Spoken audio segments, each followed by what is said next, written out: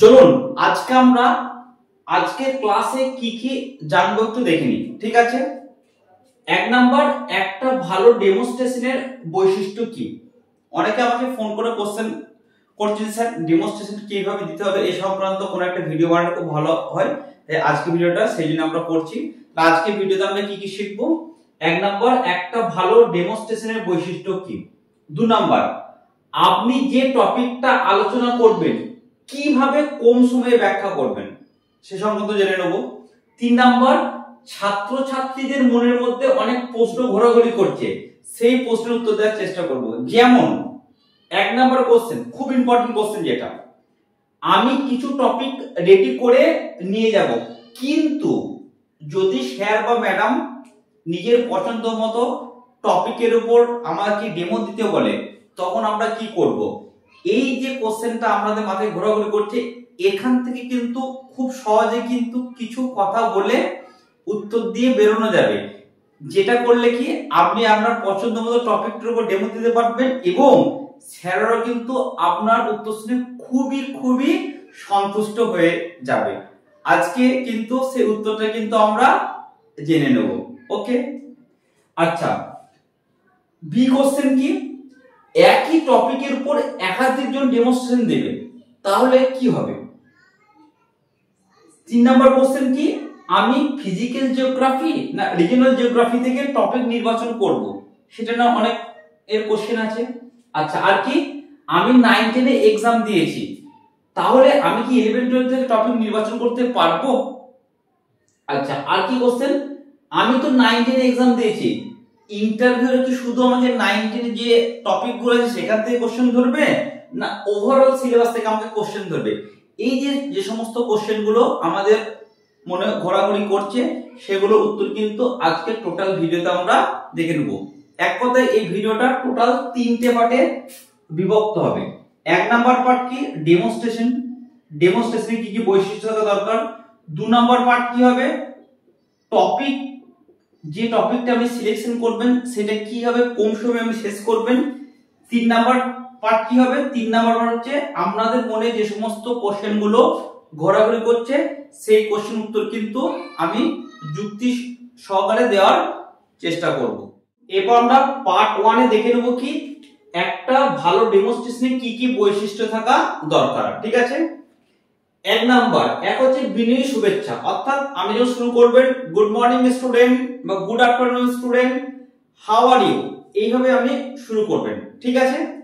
দু নাম্বার কি, বাঁ দিকে ডেট লিখবেন এবং ডান দিকে ক্লাস এবং টপিকটা লিখবেন। ক্লাস আর টপিক, টপিকের নামটা লেখা দরকার নেই, ঠিক আছে, টপিকের নামটা পরে লিখতে হবে।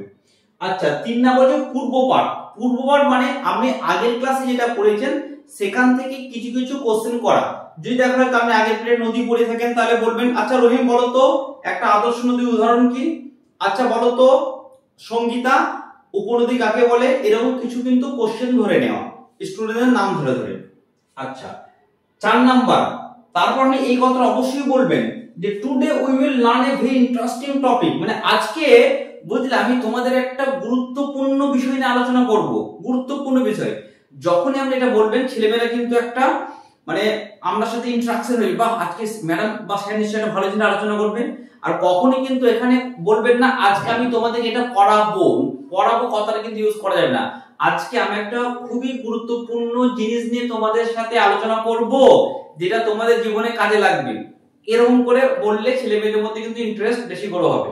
ওকে, আচ্ছা, 5 নাম্বার হচ্ছে প্রশ্ন উত্তরের মাধ্যমে কিন্তু আপনাকে মেন টপিকে ঢুকতে হবে। ঠিক আছে, ডাইরেক্ট বললে হবে না আজকে আমি তোমাদেরকে পড়াবো নিত্যবহ নদী অনিত্যবহ নদী, এরকম নয়। আপনাকে কোশ্চেন করতে হবে, তোমরা নদী দেখেছো, সবাই বলে হ্যাঁ স্যার নদী দেখেছি। আচ্ছা, তোমরা যে নদী দেখেছো সেই নদীতে জল থাকে, হ্যাঁ স্যার।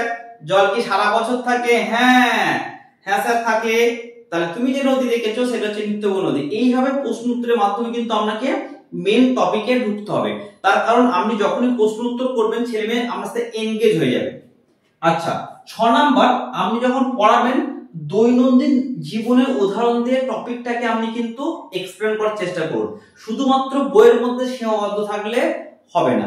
ঠিক আছে, যেমন কি, যেমন দেখা গেল আমি যদি ধান পড়ানো, ধান গাছের অনুকূল পরিবেশ।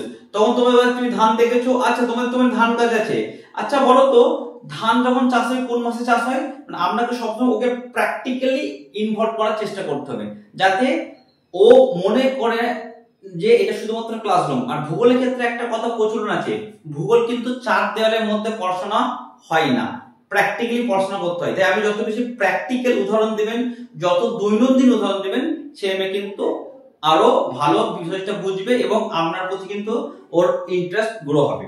আচ্ছা, এবার কি ছাত্র ছাত্রীদের সাথে ইন্টারাকশন, এর মানে কি আপনি পড়াতে পড়াচ্ছেন, অনেক সময় কি হয় আপনি যখন হয়তো কোনো কিছু আলোচনা করছেন, ছেলে মেয়েরা কিন্তু অনেকে হয়তো ডিস্টার্ব করে, অনেকে হয়তো কথাবার্তা বলে, অনেকে হয়তো ঘুমিয়ে যায়।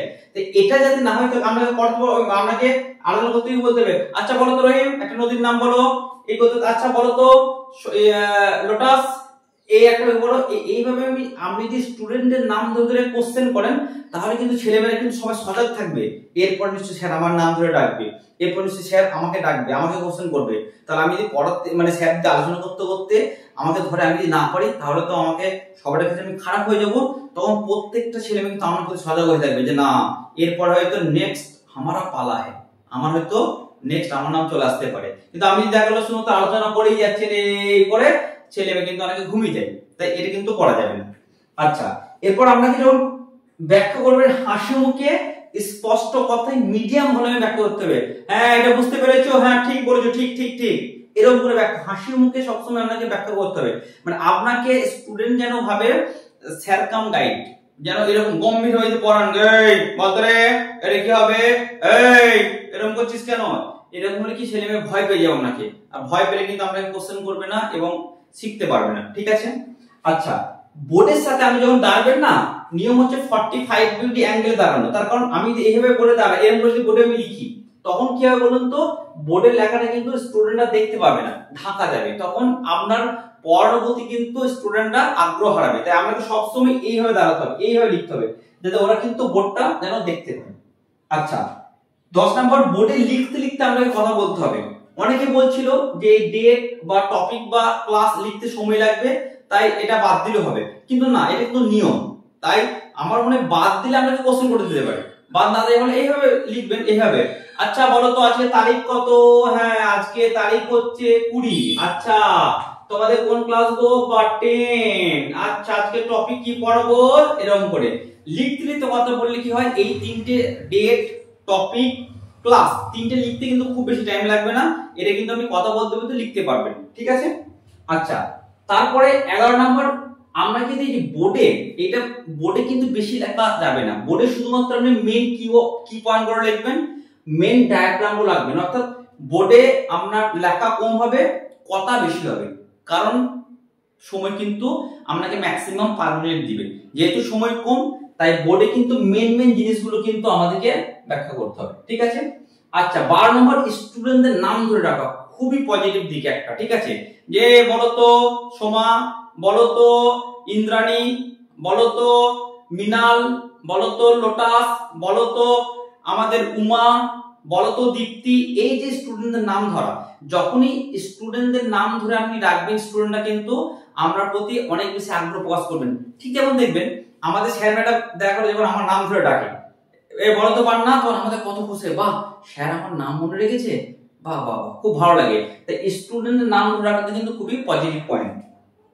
13 নম্বর, আজকে আমরা এই টপিকটা কেন পড়ছি, ঠিক আছে এটা বলতে হবে।